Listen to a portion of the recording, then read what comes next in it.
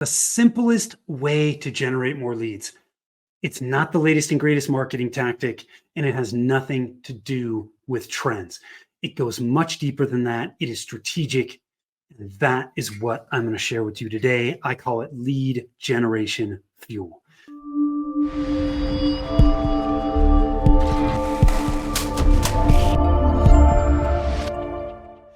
Hi, I am Tim Fitzpatrick with Rialto Marketing, where we believe you must remove your revenue roadblocks to accelerate growth, and marketing shouldn't be difficult. Thank you so much for taking the time to tune in. Super excited to delve into this today. When it comes to lead generation problems, most people jump right into tactics. I'm not generating enough leads. I need to do more of what I'm already doing, or I need to do something else, right? And oftentimes you might be looking for a silver bullet, right? That's just going to change everything. And that just doesn't exist. It just does not. The truth is, lead generation is difficult because something in your strategy is missing. It's off. It's out of alignment.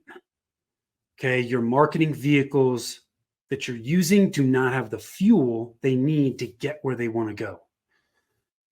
So what I'm going to do is I'm going to walk you through a 3-step process. Again, this is very strategic that you can take prior to just jumping right into tactics. Or if you're using tactics, but they're not working very well, take a step back and go through this 3-step process. I promise you, you will just, the information that you glean from this will be absolutely invaluable. So here are the 3 steps. And I'm going to keep this fairly high level. If you have comments, questions, concerns from this episode, please do not hesitate to reach out. You can do that over at our website, rialtomarketing.com. But the first step is I want you to survey or interview your ideal clients. Okay, everything from a marketing standpoint starts with your target market and who your ideal clients are. Okay, we're not trying to attract everybody. We want to hone in on those people that we can help most, that we love working with, that we're getting great results for. Okay, so you don't need to reinvent the wheel. Okay, if you're an existing business, you've been working with clients, you've got current clients, past clients, that's the best place to start. And I always recommend you start by looking at that group and asking yourself the 3 power questions. Who do you love working with? Who are your most profitable clients? And who are you getting great results for? If you can work with people like that day in, day out, how much better is your business going to be? You're going to love who you're working with.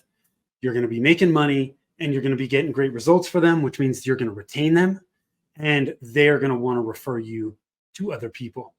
Okay. So once you ask yourself the 3 power questions, it's that subgroup that you're going to want to survey or interview, right? You want to start to look for commonalities within that group so that you can really start to understand within that group, who are the ideal people, okay, that you want to attract. I interviewed somebody on the podcast a while back that actually went through this process. This was probably 4 or 5 years ago that he went through the process. But when he went through this process, they realized that over half of their clients were in the healthcare space. And the consultant that they were working with was like, why are you not going all in on healthcare? And, just having that visibility and asking that question got them to just go, gosh, yeah, why are we not doing that? And when they made that shift and went all in and to focus on the healthcare space, things changed for them dramatically. Okay, so look, this is not some theoretical pie in the sky thing. This process works. So when you survey or interview them, and by the way, I think interviewing them is probably the best thing to do. Surveying them, if you do survey, you're going to want to keep the survey short, sweet, and to the point. Nobody wants to fill out a 20-minute survey. So if you do survey, keep it to 3 to 5 questions and gather what you can. I think interviews will be where you get the best information. But what we are trying to understand in doing this is, what was the buying journey like? From the moment they realized they had this problem that they needed to solve, all the way through buying, doing repeat business, doing referral business. What's that process like? What steps are they taking? What are their thoughts as they work through this process? We want to understand that. We want to know what their aspirations are. Like, why are they doing this?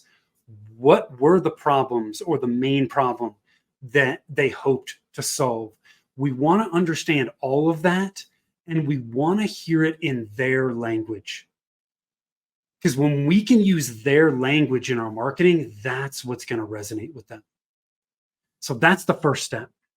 Once we're done with that, the second step is we need to analyze the information. We need to look at the data and look for commonalities. What feedback is really standing out? And then once we take that data, analyze it, and pull out that valuable information, the third thing we want to do is we want to update our marketing messaging to reflect what we've now learned. And if I can give you a couple different just quick tips on marketing messaging, we want to focus the message on our ideal clients, not us. They don't care about us. What they care about is what we can do for them. How can we help them solve this particular problem they have and help them get from where they currently are to where they want to be? We want to talk more about them than us. The second thing is we want to focus that message on the problems they have and don't want, and the results or the outcomes that they want and don't have. Okay, very simple at a high level, right? Focus on the message on them and talk about the problems they have and don't want and the results they want and don't have. And you can communicate that in their language once you've completed steps 1 and 2. Once you complete this, okay, what are the benefits in actually going through this process? One, I already touched on this. It's fuel for the marketing vehicles you use. When you're not armed with this information, you don't have fuel for the vehicles. And we all know vehicles don't work well without fuel. Second, it's going to help you increase the quality and the quantity of leads. You're going to be speaking to a much more direct audience, and your message is going to resonate with that audience, which is going to increase the quality of your leads and the quantity of your leads. And the third thing that's going to happen is it's going to help you increase the lifetime value of a client, right? Because you are speaking to and attracting the best clients for you. Remember what I touched on in step 1. You're going to be attracting those clients that you love working with, you are highly profitable, and you do great work for. When you do great work for people, they're not going to want to go anywhere. They are going to stay with you longer, which increases the lifetime value of that client. So the 3 steps to creating lead generation fuel. Once again, just to summarize this, you're going to survey or interview your ideal clients. You're going to analyze the information that you gather from that. Look for commonalities. Look for the best information, the best details that you've gathered that you can use. And then the third step is you're going to update your marketing messaging. So I hope you found this helpful. Again, this is very strategic. It is not tactical, but you've got to focus on strategy before tactics if you want your marketing to work consistently and you want it to be repeatable over time. So I hope you found this helpful.